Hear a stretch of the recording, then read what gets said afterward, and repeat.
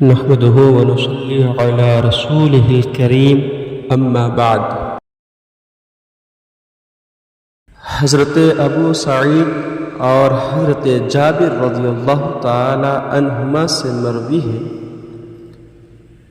کہ رسول اللہ صلی اللہ تعالی علیہ وسلم نے فرمایا کہ غیبت زنا سے زیادہ سخت گناہ ہے۔ تو صحابہ نے کہا یا رسول اللہ صلی اللہ تعالی علیہ وسلم، غیبت زنا سے زیادہ سخت گناہ کس طرح ہے؟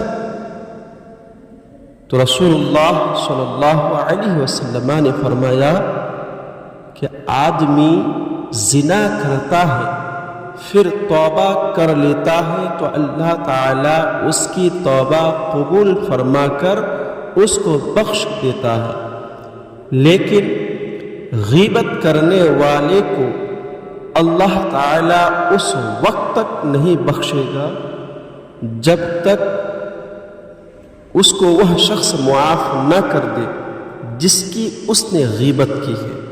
ناظرین کرام، غیبت ان گناہوں میں سے ہے جو سب سے زیادہ کثیر الوقوع ہے، اور باوجود یہ کہ انتہائی سخت گناہ کبیرہ ہے، یہاں تک کہ زنا سے بھی بدتر ہے، مگر اس زمانے میں بہت ہی کم لوگ ہیں جو اس گناہ سے محفوظ ہیں۔ غضب یہ ہے کہ لوگ اس طرح غیبت کے عادی ہو گئے ہیں کہ گویا غیبت ان کے نزدیک کوئی گناہ کی بات ہی نہیں ہے۔ شاید ہی کوئی مجلس ایسی ہوگی جو اس گناہ کی نحوست سے خالی ہو۔ ناظرین کرام، غیبت کیا ہے؟ کسی کو غائبانہ برا کہنا یا پیٹھ پیچھے اس کا کوئی عیب بیان کرنا، یہی غیبت ہے۔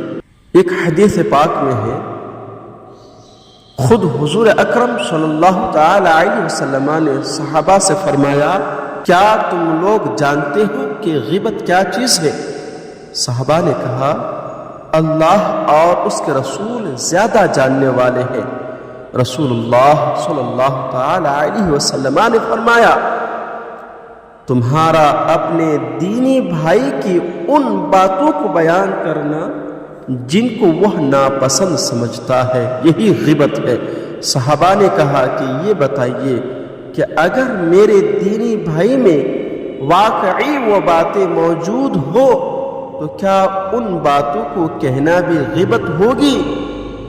تو رسول اللہ صلی اللہ علیہ وسلم نے فرمایا کہ اگر اس کے اندر وہ باتیں ہوں گی جبھی تو تم اس کی غیبت کرنے والے کہلاؤ گے، اور اگر اس میں وہ باتیں نہ ہوں جب تو تم اس پر بہتان لگانے والے ہو جاؤ گے، جو ایک دوسرا گناہ کبیرہ ہے۔